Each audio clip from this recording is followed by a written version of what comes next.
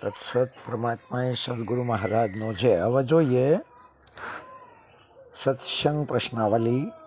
એમાં એ રીતે કે અધ્યાસ કોને કહેવાય, અગર તો અધ્યાસના પ્રકાર કેટલા છે.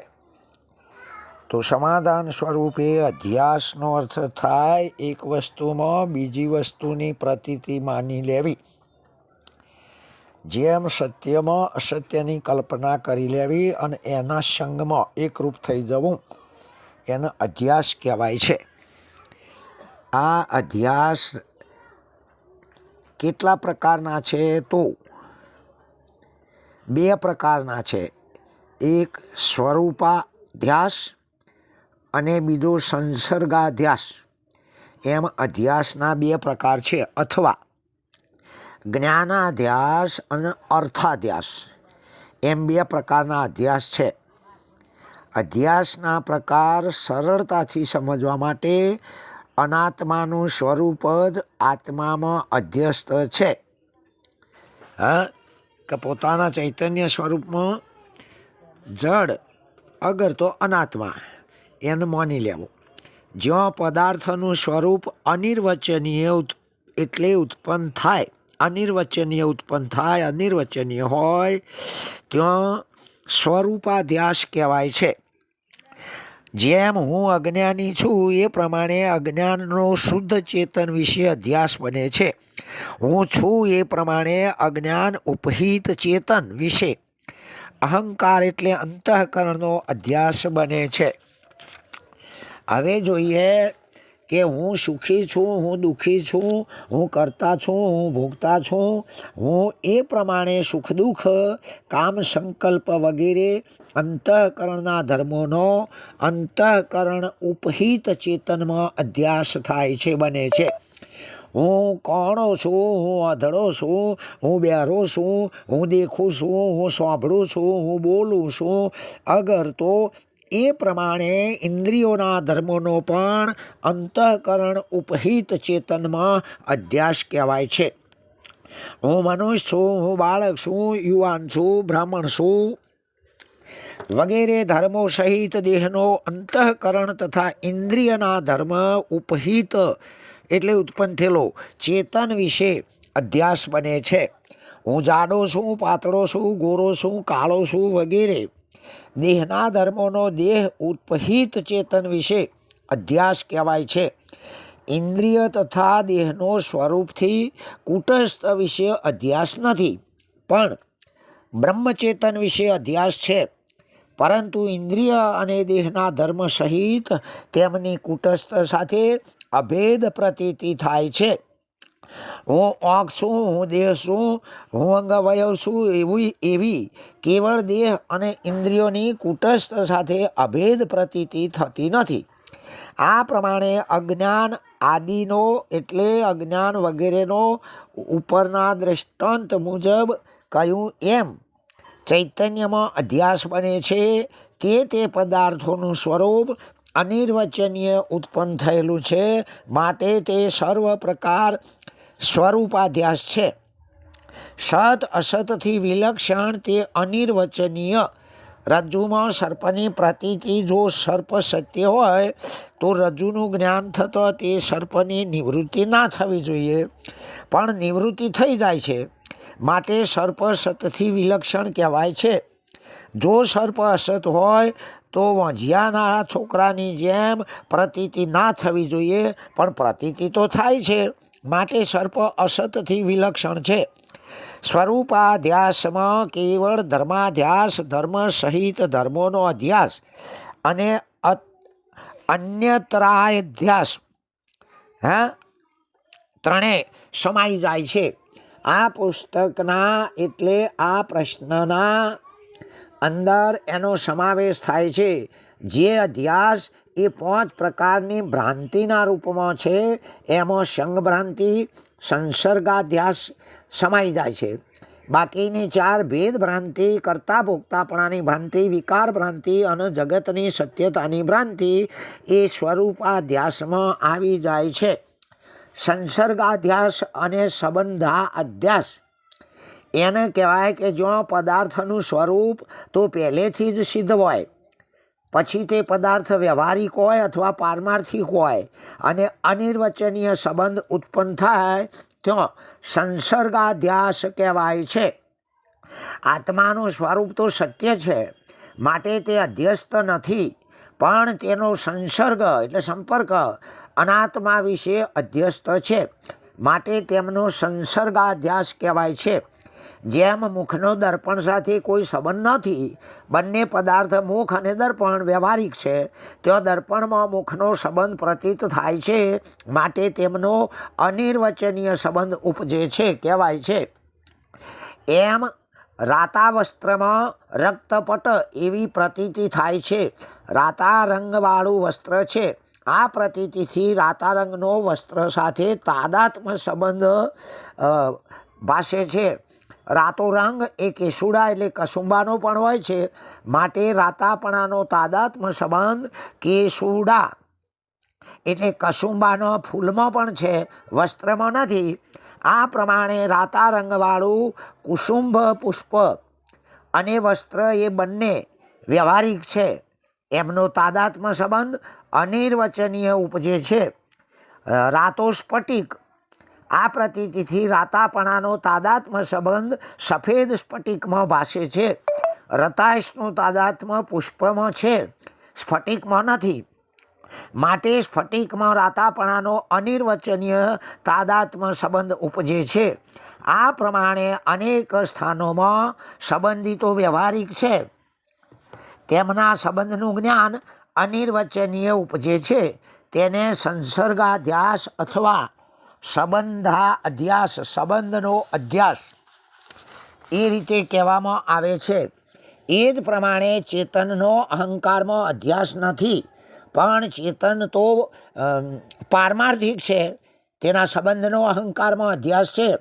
આત્માપણું ચેતનમાં છે અને અહંકારમાં પ્રતીત થાય છે, માટે આત્માનું તાદાત્મ ચેતનમાં છે અને અહંકારમાં પ્રતીત થાય છે, માટે આત્મચેતનનો તાદાત્મ સંબંધ અહંકારમાં અનિર્વચનીય છે. માટે ચેતન કલ્પિત નથી, પણ ચેતનનો અહંકાર સાથે તાદાત્મ સંબંધ એ કલ્પિત છે. આ પ્રમાણે અનાત્મામાં એટલે અહંકાર વગેરેમાં ચેતન આત્માનો અધ્યાસ થાય છે, ત્યાં આત્માનો અનાત્માની સાથે તાદાત્મ સંબંધ એટલે અધ્યસ્ત કલ્પિત છે. એ આત્માનું સ્વરૂપ નથી. આત્માનો અનાત્મામાં કેવળ સંબંધા અધ્યાસ છે. સંસર્ગ અધ્યાસ કહેવાય. હવે જોઈએ જ્ઞાનાધ્યાસ તથા અર્થાધ્યાસ. જ્ઞાન અધ્યાસ જ્ઞાન વત્તા અધ્યાસ. જ્ઞાનાધ્યાસ અનિર્વચનીય વસ્તુની પ્રતીતિને જ્ઞાનાધ્યાસ કહેવાય છે. રજ્જુમાં સર્પની પ્રતીતિ, ઠૂંઠામાં ચોરની પ્રતીતિ, શિપોલીમાં રૂપાની પ્રતીતિ વગેરે જ્ઞાનાધ્યાસના દ્રષ્ટાંતો છે. અર્થ વત્તા અધ્યાસ અર્થાધ્યાસ. અર્થ એટલે વિષય પદાર્થ. જ્ઞાનના અનિર્વચનીય વિષયને અર્થાધ્યાસ કહેવાય છે. અર્થ ઉપર કહેલા બધા દ્રષ્ટાંતો એમાં સર્પ, ચોર, રૂપું વગેરે અર્થ વિષયો છે. હવે અર્થાધ્યાસના પ્રકાર. કેવળ સંબંધાધ્યાસ, સંસર્ગ અધ્યાસ, સંબંધ સહિત સંબંધીનો અધ્યાસ, કેવળ ધર્માધ્યાસ, ધર્મ સહિત ધર્મોનો અધ્યાસ, અનોન્યાધ્યાસ અને અન્યતારાધ્યાસ. જ્યાં જ્યાં બ્રહ્મ છે ત્યાં ત્યાં બધે સ્થળે અનિર્વચનીય પદાર્થની ઉત્પત્તિ થાય છે. કોઈ સ્થળે સંબંધોની ઉત્પત્તિ તથા અધ્યાસ થાય છે. જેમ શિપોલીમાં રૂપાની, રજ્જુમાં સર્પની, એ રીતે શિપોલીમાં રૂપાનો અધ્યાસ તે અર્થાધ્યાસ કહેવાય અને રૂપાની પ્રતીતિ તે જ્ઞાનાધ્યાસ કહેવાય. કેવળ સંબંધાધ્યાસ આત્માનો અનાત્મામાં કેવળ સંબંધાધ્યાસ. જેમ અનાત્મા, અહંકાર વગેરે એમાં આત્માનો અધ્યાસ. કોઈ સ્થળે ધર્મના સંબંધનો અધ્યાસ થાય છે. સંબંધ સહિત સંબંધીનો અધ્યાસ. હું અજ્ઞાની છું, અહીં શુદ્ધ ચેતન વિશે અનાત્મા એટલે અજ્ઞાનનો સંબંધ તથા સ્વરૂપ બંને અધ્યસ્ત છે. કેવળ ધર્માધ્યાસ એટલે જ્ઞાન સ્વરૂપ આત્મા છે, અંતઃકરણ જ્ઞાન સ્વરૂપ નથી. જ્ઞાનનો સંબંધ અંતઃકરણમાં પ્રતીત થાય છે, માટે આત્માના સંબંધનો અંતઃકરણમાં અધ્યાસ છે. ઘટ સ્ફુરતિ, પટ સ્ફુરતિ, એમ સ્ફુરણ, સ્ફૂર્તિ એટલે ફુરણ, સંબંધ સર્વ પદાર્થોમાં પ્રતીત થાય છે, માટે આત્મા સંબંધનો સર્વ પદાર્થમાં અધ્યાસ થાય છે. કોણાપણું, બહેરાપણું વગેરે ઇન્દ્રિયોના ધર્મોની આત્મામાં પ્રતીતિ થાય છે.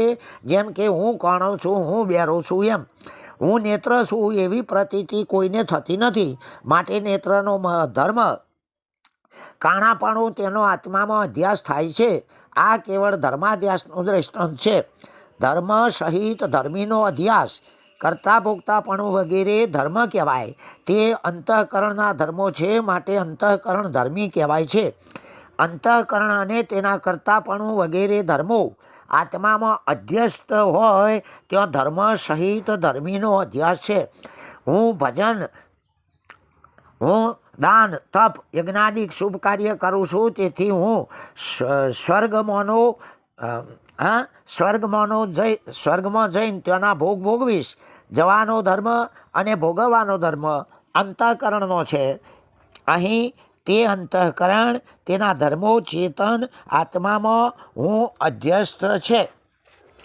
હવે અન્યોના અધ્યાસ એટલે લોહ અને અગ્નિની પેઠે આત્માનું અનાત્માનો અને અનાત્મામાં આત્માનો જે અધ્યાસ તે અન્યતરાધ્યાસ, બેમાંથી એકનો અધ્યાસ.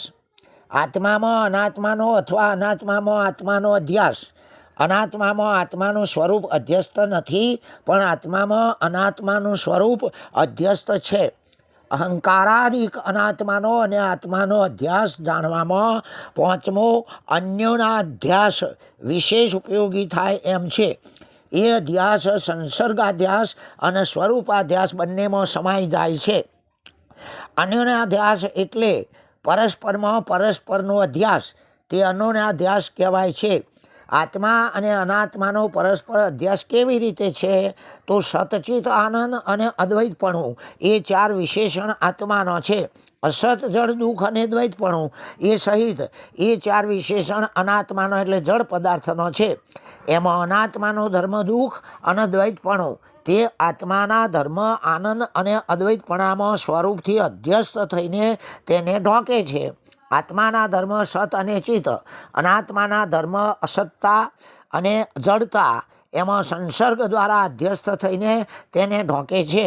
સત, ચિત્ત, આનંદ અને અદ્વૈતપણું એ ચાર વિશેષણો આત્માનો છે, અને અસત, જડ, દુઃખ અને દ્વૈતપણું સહિત એ ચાર વિશેષણો અનાત્માનો છે. એમાં અનાત્માનો દુઃખ અને દ્વૈત સહિતપણું એ બે વિશેષણોએ આત્માનો આનંદ અને અદ્વૈતપણાને ઢોક્યો છે. માટે આત્મામાં હું આનંદરૂપ તથા અદ્વૈતરૂપ છું એવી પ્રતીતિ થતી નથી. હું દુઃખી તથા ઈશ્વરાદિકથી ભિન્ન છું, જુદો છું એવી પ્રતીતિ થાય છે. આત્મામાં સત અને ચિત્ત એ બે વિશેષણોએ આત્માનો અસત અને જડપણું એ બે વિશેષણોને ઢોકી દીધો છે.